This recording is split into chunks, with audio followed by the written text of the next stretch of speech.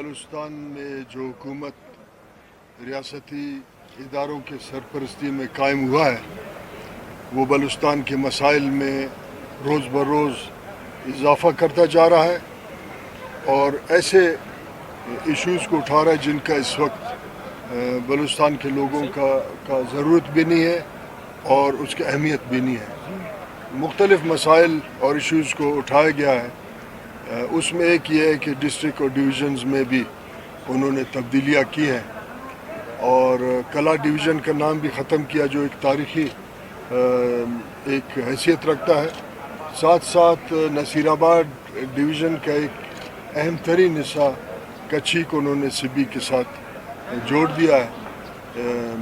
سبی کے ساتھ ہمارا کوئی تنازع نہیں ہے، وہ بھی ہمارا قومی وطن کا ایک جز اور ایک اہم حصہ ہے، مگر یہاں لوکل جو ایشوز ہیں اس میں اضافہ کرنے کا کوشش کیا ہے جعلی صوبائی حکومت نے۔ آج ہم نے ہمارے ساتھیوں نے سبی کے حوالے سے اور کچھی کے حوالے سے یا ڈویژن نصیر آباد کے حوالے سے ہم نے اپنے اعتراضات ہائی کورٹ میں جمع کیے ہیں۔ میر امائن کرد ہمارے سابق ایم این اے کچھی سے رہے اور میر سخی بخش ریسانی اور ہمارے بھاگ اور نصیر آباد کے عوام یہاں آج اس وقت موجود بھی ہیں، ہمارے وکلاء نصیر آباد کے ہیں، ہمارے سینئر وکیل کو کریں گے اور اس فیصلے کے خلاف ہم نے اپنے اعتراضات آج جمع کرائے ہیں۔ انشاءاللہ ہم یہ سمجھتے ہیں کہ کچھی کے اور سبی کے لوگوں کے ہم عوام کا حقوق کا دفاع کریں گے۔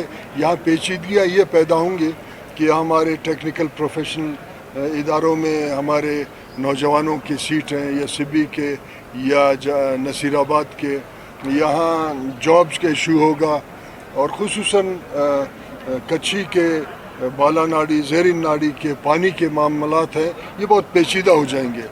ہم یہ سمجھتے ہیں کہ آج کی حکومت کو اس لیے مسلط کیا گیا ہے کہ وہ صوبے میں قومی حقوق سے لوگوں کو دستبردار کرائیں، ایشو ٹو ایشو ان کو اپنے جو جعلی اور سازشی جو ان کا جو پلان ہے اس کو پھنسائے رکھیں، ان کو الجھائے رکھیں۔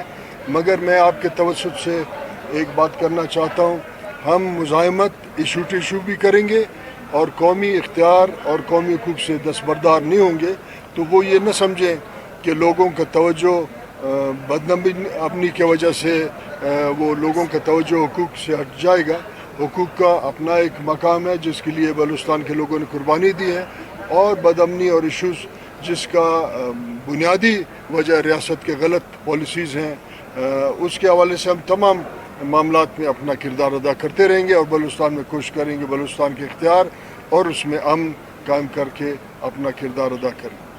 جب یونٹس کی بات ہو رہی ہے، ایسی بات چیت چل رہی ہے، یونٹس بنائی جائیں گی، یہ کیسا فیصلہ ہوگا، کیا فائدہ ہوگا اس سے؟ ایک تو یہ جو جس وزیر نے یہ بات کی ہے وہ سیاسی عمل کا پیداوار نہیں ہے، وہ اسٹیبلشمنٹ کے سازش اور ان کے رشتہ داریوں کا پیداوار ہے اور وہ خود بھی بیچارہ ہندوستان سے نقل مکانی کر کے وہ قومی جو ہمارے وحدتیں ہیں ان کے بارے میں حساس نہیں ہے، وہ ایک پلان کے مطابق لائے گئے۔ اس کا نام میں بھول گیا اس وزیر کا، نقوی صاحب۔ ساتھ ساتھ ایک اور بات بتاؤں آپ کو، ہندوستان جو کہ پاکستانی اسٹیبلشمنٹ کا پسندیدہ ملک ہے، اس کے بنیاد پہ ہمیں بلیک میل کیا جا رہا ہے۔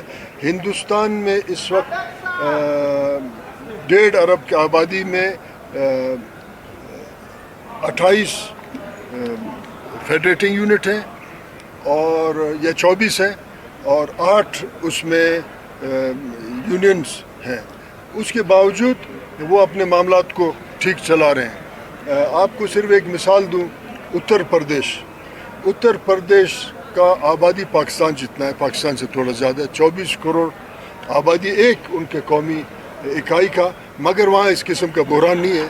یہ بحران پاکستان میں معاشی، انتظامی، سیاسی، یہ ریاست کے اس پالیسی کا پیدا کردہ ہے جس کو خود ایک وزیر نے، ڈیفنس منسٹر نے کہا کہ ہم ایک کیا انہوں نے ٹیکنیکل لفظ استعمال کیا، جی نہیں کولیپس نہیں، انہوں نے کہا کہ ہم ایک ہائیبریڈ نظام کے تحت چل رہے ہیں. یہ مسائل آبادی کا نہیں ہے، ہائیبریڈ نظام کا ہے. اور اگر آبادی زیادہ ہے تو پنجاب کا زیادہ ہے، ان کو چاہیے کہ پنجاب کی آبادی کنٹرول کریں. اور اگر آپ کو یاد ہوگا جنرل ضیاء الحق کے دور میں کیونکہ ایک جعلی جہاد تھا اور ہیومن ریسورس کا ضرورت تھا تو علماء سے فتوے دلائے گئے کہ آبادی زیادہ ہونا چاہیے. وہ بھی اسٹیبلشمنٹ کا ہائیبریڈ نظام کا پیدا کردہ ہے. تو یہ ایک نقوی صاحب محسن نقوی صاحب کا پیدا کردہ ہے تاکہ لوگوں کا توجہ ہٹے. مگر میں بلوچستان کے لوگوں کی طرف سے یہ بات کہنا چاہتا ہوں، محسن نقوی غلط فہمی میں ہے. بلوچستان کے لوگ اپنے قومی حقوق کے تقسیم کو کسی بھی صورت قبول نہیں کریں گے.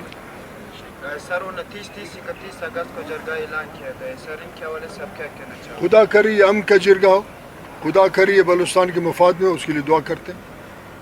بہت شکریہ.